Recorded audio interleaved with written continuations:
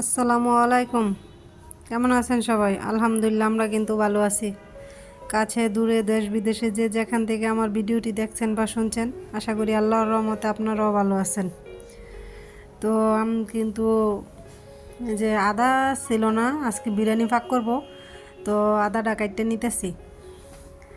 তো আমি কিন্তু এদিক দিয়ে আদাটা ভালো করে কাটতে নিলাম, আর এই যে অল্প কতটুকু রাখছি, মাঝে মধ্যে রং চা খাইলে একটু দিয়া খাওয়া যায় আর কি, সেজন্য এটুকু রাখবো। তো আদাটা কিন্তু আমি ব্লেন্ড করে নিতেছি।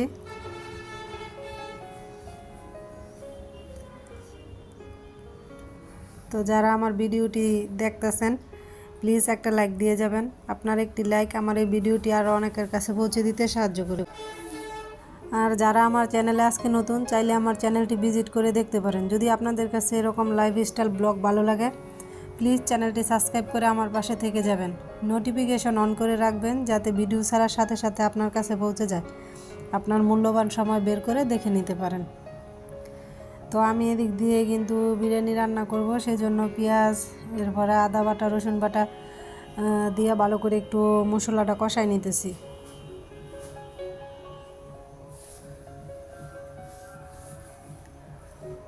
তো এই জায়গায় আমি রাঁধুনির যে বিরিয়ানির মশলাটা আছে, ওইটাই দিয়ে নিতেছি। তো এই জায়গায় কতটুক দিলাম, যখন আবার পোলাওর চাল দিব তখন বাকিটুকু দিয়ে দিব আর কি।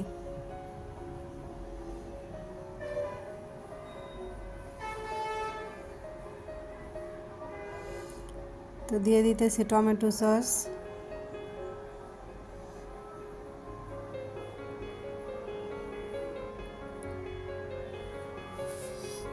আমি কিন্তু এই যে বিরিয়ানিতে আলুও দিব, তো আমার বড় মেয়ে বলতেছিল যে আম্মু কয়েকটা আলু দিও। তো বললাম যে তো তুমি চুল্লা বাউ করে দাও, তো মেয়ে কিন্তু আলু কাটতে কুটতে দিল। তো আলু দিছি, এখন মাংস দিয়ে দিব। আলু আর মাংস একসাথে ভালোভাবে কষাই নিব আর কি।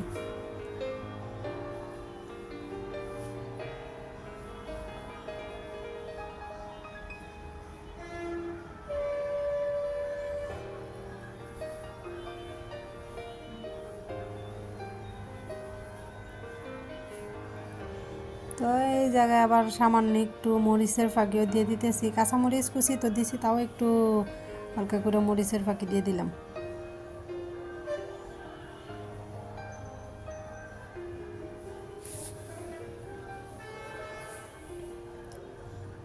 তো মাংসটা কষানো হয়ে গেছে, তো অল্প একটু পানি দিয়ে দিছি সিদ্ধ হওয়ার জন্য।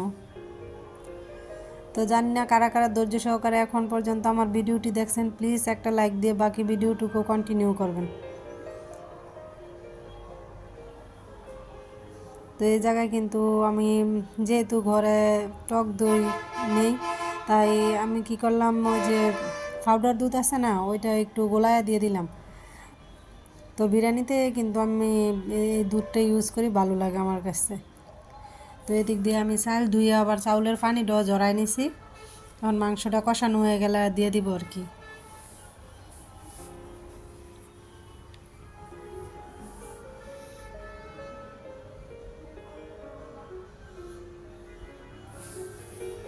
তো আমার মাংসটা কিন্তু কষানো হয়ে গেছে, এখন আমি চাউলগুলো ডাইলা দিয়ে দিব।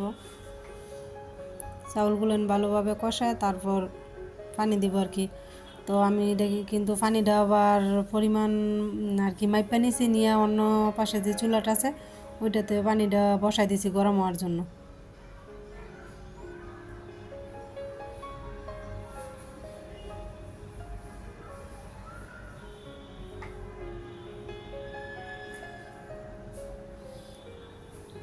এই যে পানিটা যেহেতু মাইপা দিছিলাম, আর পরিমাপের প্রয়োজন নাই, খালি ডাইলা দিয়ে দিলাম।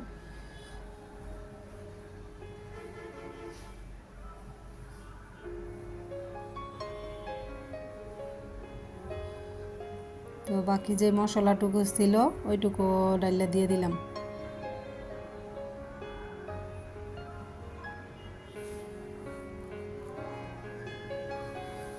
এখন ঢাকনা দিয়ে ডেকে দিব, আলা কতক্ষণ লাগবে হইতে আর কি।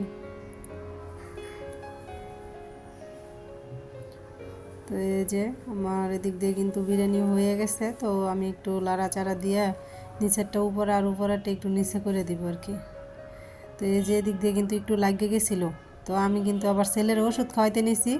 তো চুলাতে যে বিরিয়ানি বসানো ছিল এটা কিন্তু আমার মনেই নাই, বইলে গেছিলাম। তো নিচে দিয়ে একটু লাল লাল হয়ে গেছে আর কি।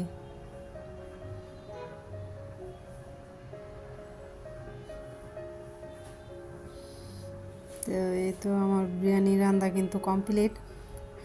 তো এদিক দিয়ে বাইরে দিয়ে আবার ওই যে রাস্তা দিয়ে মাছ নিয়ে যাইতেছিল, ডাকতেছিল শিং মাছ। তো বললাম যে বাড়িতে আসেন, তো এই যে শিং মাছ রাখতেছি।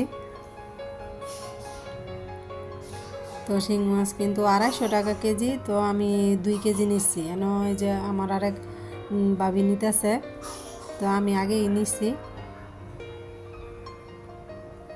তো শিং মাছগুলো কিন্তু একবারে জেতা ছিল, লাফাইয়া সাইড সেট পানি সিডে সব বইয়া লাইতেছে। তার এই যে এই পোটলার মধ্যে হয়েছে আমার মাছগুলান, আমি 2 কেজি নিচ্ছি। তো এই যে এখন কিন্তু আমি এটা পলিথিনটা একটু ছিঁড়া লবণ দিয়া ডাইকে রাখবো, যাতে মাছগুলো আর কি মইরা যায়, নাহলে তো আবার এগুলো আর কাটা বিনবো। তো আমি ভয় পাইতেছিলাম যে শরীরে যায় কিনা ছিটটা। তো মাছগুলো আজকে আর উপরে নিয়ে আসি নাই, নিচে নিচে কলতলাতে বসে কিন্তু কাটতে নিলাম। এই যে দেখেন ভিতরে কাগজ টাগজ সব ছিঁড়া লাইছে, এরপরে লাফালাফি করতেছে। তো মাছগুলান কিন্তু এখন আমি কেটে নিব।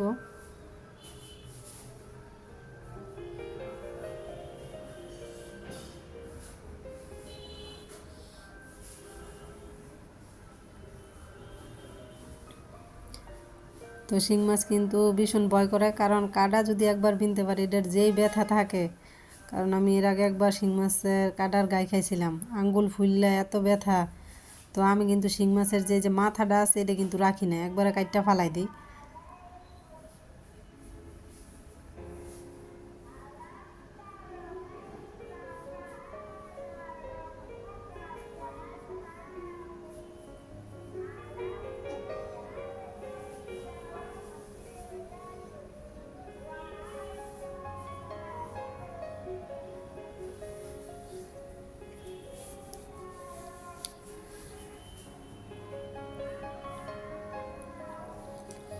তো আমার মাছগুলান কিন্তু কাটাকাটি হয়ে গেছে। তো এত পরিমাণ বিজলা মাছের মধ্যে কি আর বলবো, লবণ দিয়ে যেহেতু রাখছিলাম মাছের গায়ের যত বিজলা আছে সব কিন্তু হয়ে গেছে।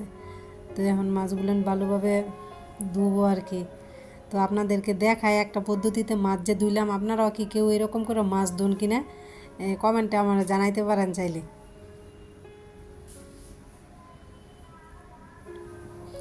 এই যে দেখছেন কতগুলো চাই আমি কিন্তু মাছের মধ্যে দিয়ে নিতেছি সব, ঠিক আছে। তো এই যে আমার শাশুড়ি বলতেছে বেশি করে ছাই দিয়া দাও, ছাই দিয়া তারপরে ডলা দাও, দেখবে একবারে জকজকে চকচকে হয়ে যাব। তো আগে ও ধুইতাম, এই কলতলা ডইলা ধুইয়া পরিষ্কার করতাম, কিন্তু উনি বলতেছে যে একটু ছাই দিয়া নাও, দেখবা কি সুন্দর পরিষ্কার হয়।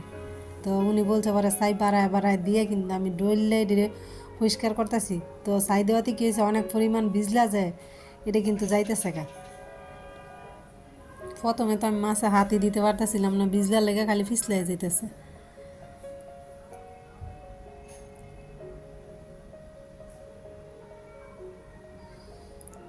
মাছগুলান দেখতে কালো, কিন্তু এই যে ধোয়ার পর দেখবেন এটার জাদু কি পরিষ্কার হয়েছে যে। তো আমি কিন্তু একবার ছাই দিয়া ডললা পানি দিয়া পরিষ্কার করে আবার ছাই দিয়া ডললাম।